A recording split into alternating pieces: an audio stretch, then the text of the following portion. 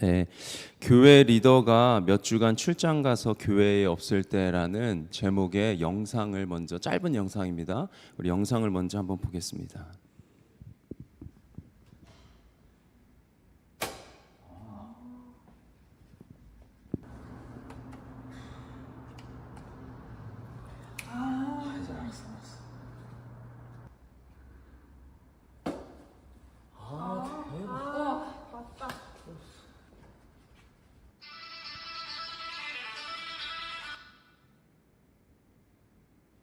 아, 이 기능이 있다고? 아, 소름 돋아.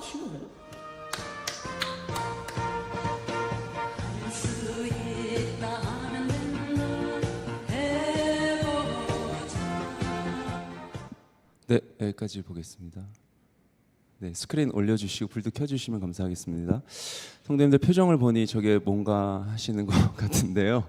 왜 또 영상은 이렇게 세로로 긴지, 저 영상이 이제 핸드폰으로 볼 수 있게 편하게 이제 제작되느라 세로로 긴 거고, 아까 말씀드렸듯이 이제 교회 리더가 없을 때, 소그룹의 리더가 없을 때 이제 끝나고 불 끄고, 쓰레기는 쓰레기통에 에어컨 잘 끄고, 그리고 예배 시간에는 이제 그 매너 모드 무음으로 바꾸고, 이런 거를 이제 찍어서 올린 영상입니다.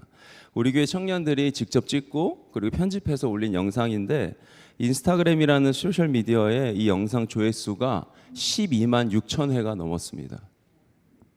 그리고 저희 청년들이 신촌에서 가끔 가서 찬양하며 예배하는데, 거리에서 그 작년 부활절 거리 예배 유튜브 조회수가 1,700회가 넘었고, 지난 6월 거리 예배는 1,000회가 넘었습니다.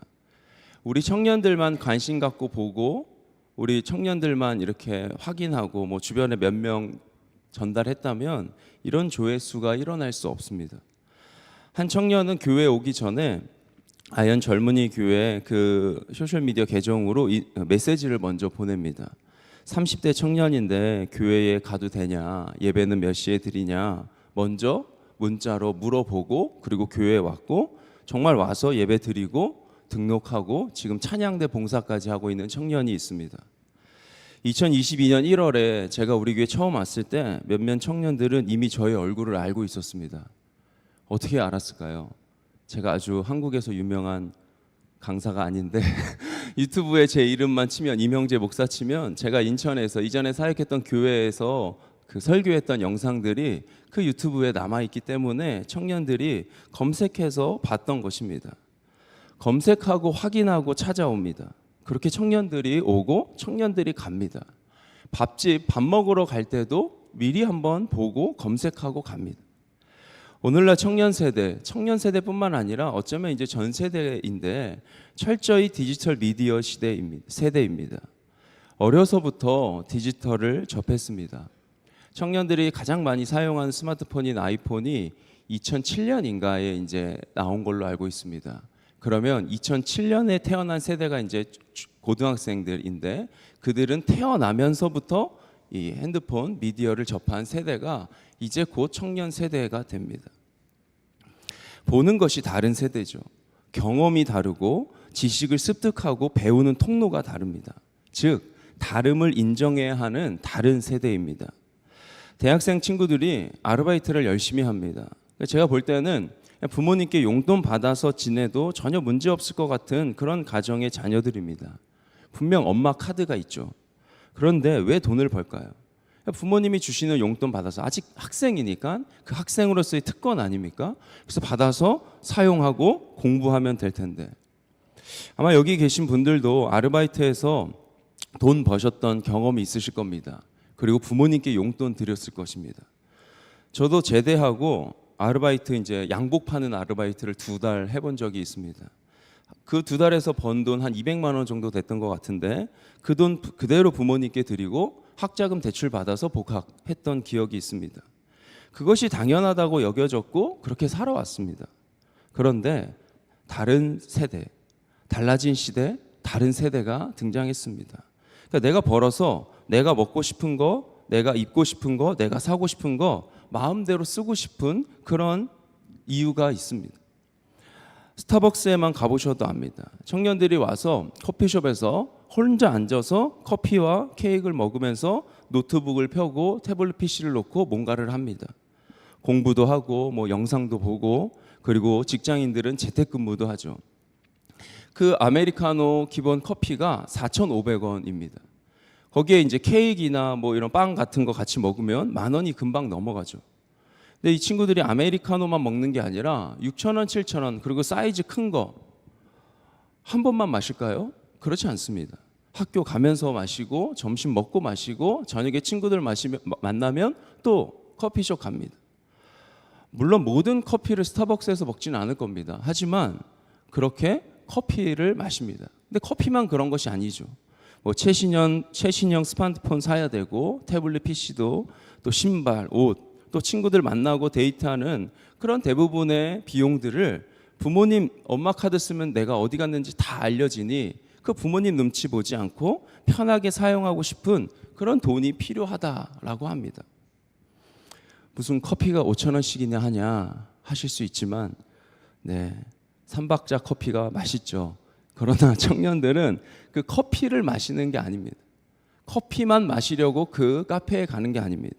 문화를 마시고 스토리를 만들어 갑니다. 그것을 통해 나를 확인하고 나를 드러내는 시대입니다. 이렇게 살아가는 청년들 사이에 예수를 믿고 살아가는 청년들이 있습니다. 복음으로 살아갑니다. 많은 청년들이 교회를 떠났지만 교회를 지킵니다. 삶의 모습과 괴리를 느낄 때가 있지만 그래도 말씀으로 살아가려고 합니다. 어쩌면 전도가 큰 죄를 짓는 것처럼 여겨지는 시대가 되었지만 그래도 친구를 향해서 편지를 쓰고 교회를 소개합니다. 거리에 나가 다 같이 찬양을 부르고 전도지를 돌립니다. 12만 명에게 얼굴이 알려질 것을 알면서도 영상을 또 찍어놨고 곧 올린다고 합니다. 이들도 동일한 커피를 마시고 문화를 즐기고 스토리를 만들어 갑니다. 그리고 그 안에서 복음이 무엇인지, 복음으로 살아가는 것이 어떤 삶인지 애쓰고 분투합니다. 어제 잠깐 소개했던 그 한국교회 트렌드 2023이라는 책에서 이런 내용이 있습니다. MZ세대가 교회를 떠나는 이유는 교회가 스토리를 잃어버렸기 때문이다. 교회는 스토리를 버리고 교리를 붙잡았다. 딱딱한 교리에 지루함을 느낀 젊은 세대들이 스토리를 찾아 교회 밖으로 뛰쳐나가고 있다. 교회는 복음의 스토리를 들려주고 그 속으로 끌어들이기 위해 청년들이 어떤 생각을 갖고 있는지, 어떤 가치관을 갖고 있는지 연구하고 그들에게 다가가는 방법을 연구해야 할 것이다. 왜 비전을 이야기할 때 청년들이 언급될까요? 다음 세대를 위한 세미나는 왜 끊임없이 계속해서 열리고 다음 세대를 위한 기도회 왜 멈추지 않고 계속될까요? 교회는 왜 청년들에게 관심을 가져야 한다라고 말할까요? 바로 그들이 복음으로 세상을 변화시킬 변화의 중심이기 때문입니다. 우리 사회는 코로나를 기점으로 전 영역에서 디지털로 전환되는 속도가 아주 급속도로 빨라졌습니다. 그리고 계속 그렇게 빨라질 것입니다. 제가 청년들과 제자훈련하면서 이런 이야기 했습니다. 식당에 갔는데 키오스크, 즉 기계로 이렇게 주문하는 그런 주문 시스템이면 주문하고 음식이 나올 때까지 그 옆에서 기다려라. 그리고 나서 어르신들이 오셔서 그것 하시는 거 어려워하시면 도와드리겠습니다 하고 도와드려라 이렇게 말했습니다. 얼마 전에 인터넷 뉴스에 어르신들이 야구장을 가고 싶어도 못 가신다라는 그 기사를 봤습니다. 모든 표를 인터넷으로 구매하고 가니까 현장에 줄 서서 표를 살 수가 없는 것입니다. 분명 한국교회는 두 가지 흐름이 나타납니다. MZ가 찾아오는 교회, MZ가 떠나는 교회. 어떻게 하면 계속해서 찾아오는 교회가 될 수 있는지 고민하고 기도하며 소통해야 할 줄 믿습니다. 그들이 복음으로 세상을 변화시킬 디지털 세상의 그 디지털 시대에 맞게 복음으로 변화시킬 중심이기 때문입니다. 다른 것은 틀린 것이 아니죠. 교회 역사가 중요하고 그 역사 위에 오늘이 있음이 분명합니다. 하지만 과거에 붙잡혀 있을 때 분명 MZ는 떠날 것입니다. 사사기 2장 10절에 이런 말씀이 있습니다. 제가 천천히 읽어보겠습니다. 그 세대의 사람도 다 그 조상들에게로 돌아갔고 그 후에 일어난 다른 세대는 여호와를 알지 못하며 여호와께서 이스라엘을 위하여 행하신 일도 알지 못하였더라. 아멘. 이 본문으로 다음 세대가 다른 세대가 되면 안 된다라는 설교를 몇 번 들었습니다. 모세에 이어서 리더로 섬겼던 여호수아가 죽었습니다. 그리고 사사 시대로 들어가는 시점, 여호수아 세대, 즉 가나안을 정복했던 그 세대 사람들이 다 죽고, 그리고 그 이전 세대인 모세와 출애굽을 경험한 그들로부터 출애굽의 이야기를 들었던 다음 세대 여호수아 세대의 사람들이 다 죽고, 그 후에 새로운 세대, 다른 세대가 일어났습니다. 이들은 여호와를 알지 못하며 여호와께서 이스라엘을 위하여 행하신 일도 알지 못하는 세대라 합니다. 이러한 다른 세대는 정말 곤란합니다. 하지만 시간이 흐를수록 분명 당연히 다른 세대가 됩니다. 라떼는 말이야, 아무리 외쳐도 들리지 않고 효과 없습니다.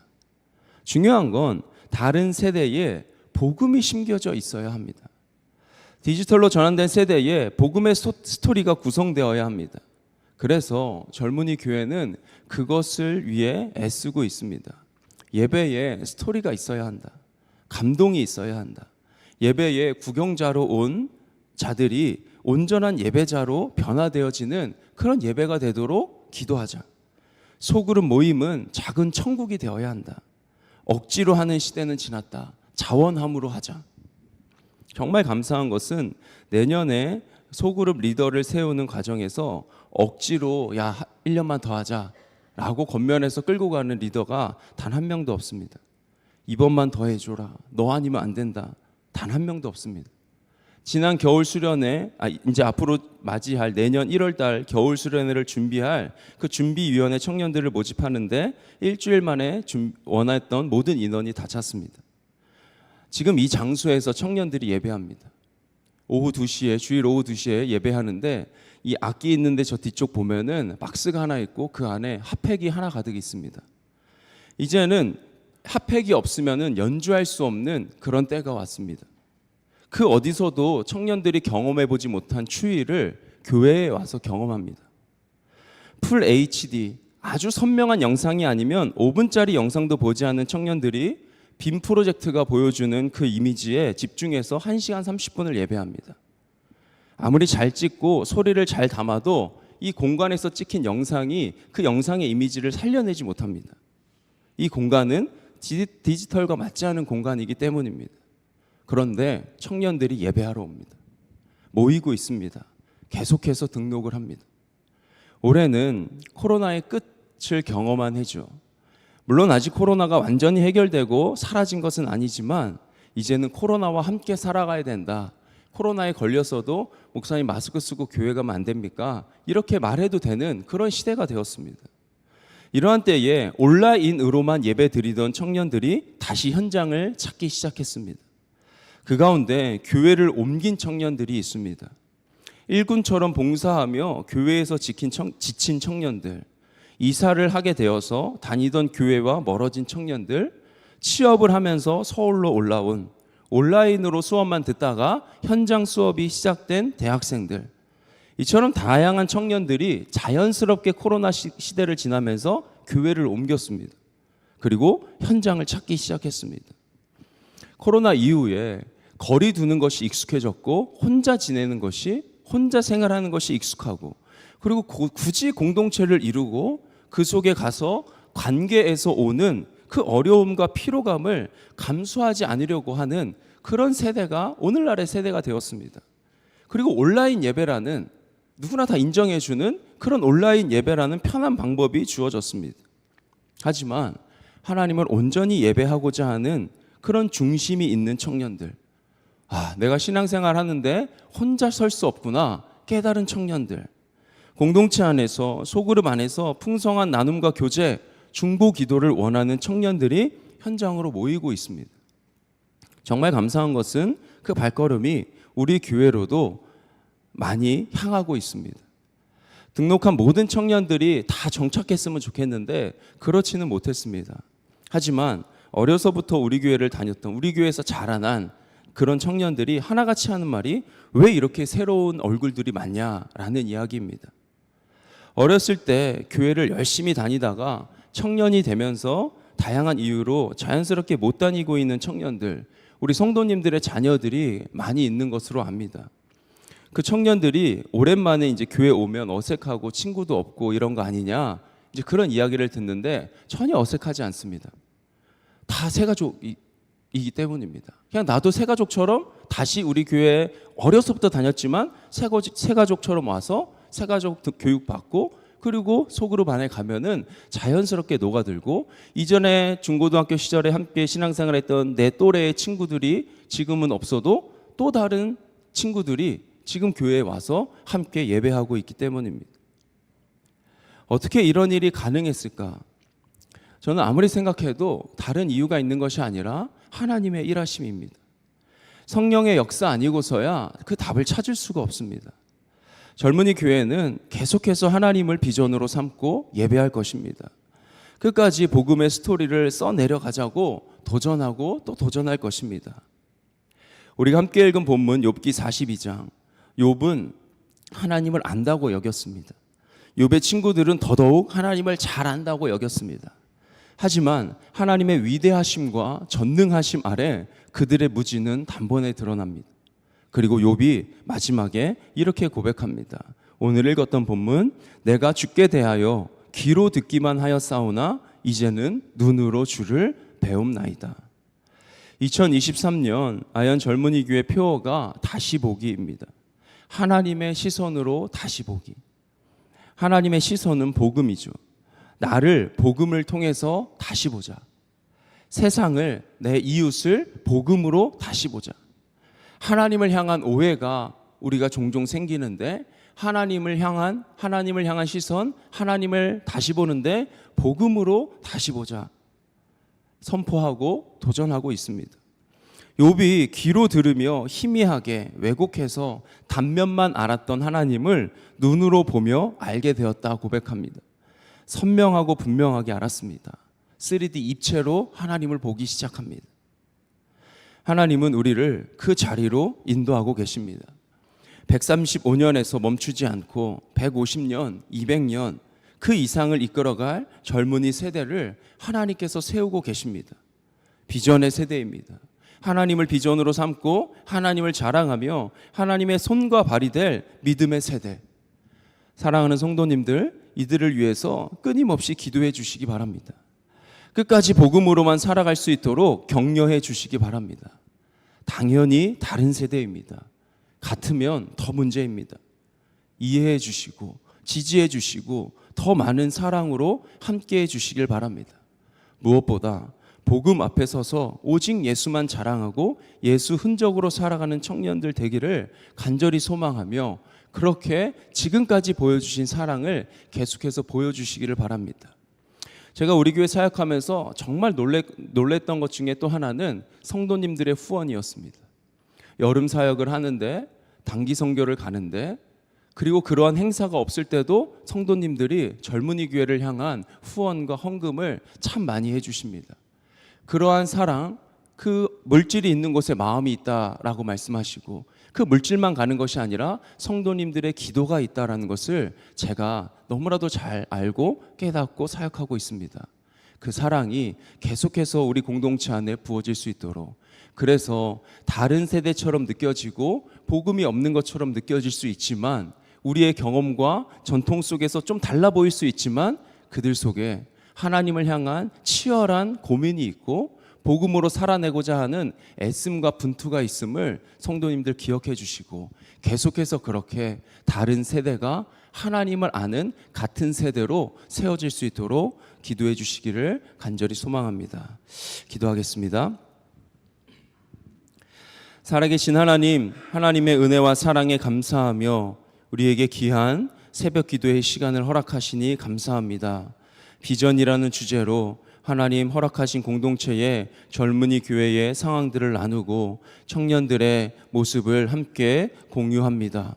살아계신 주님, 다른 세대로 여겨지고 그들의 모습이 때로는 틀린 것처럼 보여질 때가 있습니다. 하지만 그들이 주님 안에서 애쓰고 있고 어떻게든 하나님 없다 말하는 세상 속에 하나님 믿는 예수 믿는 청년으로 살아가려고 애쓰고 노력하고 있으니 그들을 향한 사랑과 중보가 끊이지 않는 아현교회 우리 모든 공동체 되게 하여 주옵소서.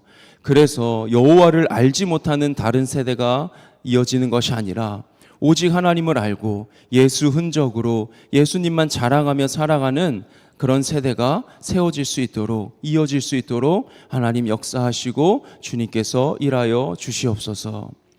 하나님, 주님께 예배하러 나아오매 빈손으로 오지 아니하고 드려진 예물이 있습니다. 하나님, 이 예물 기휘 받아주시고 예물이 사용되어질 때에 예수님의 사랑이 나타나고 하나님의 영광이 드러나는 귀한 예물 되게 하여 주옵소서. 감사하며 살아계신 예수님의 이름으로 기도드립니다. 아멘. 하늘에 계신 우리 아버지여, 이름이 거룩히 여김을 받으시오며 나라가 임하시오며 뜻이 하늘에서 이루어진 것 같이 땅에서도 이루어지이다. 오늘 우리에게 일용할 양식을 주시옵고 우리가 우리에게 죄 지은 자를 사하여 준 것 같이 우리 죄를 사하여 주시옵고 우리를 시험에 들게 하지 마시옵고 다만 악에서 구하시옵소서. 나라와 권세와 영광이 아버지께 영원히 있사옵나이다. 아멘.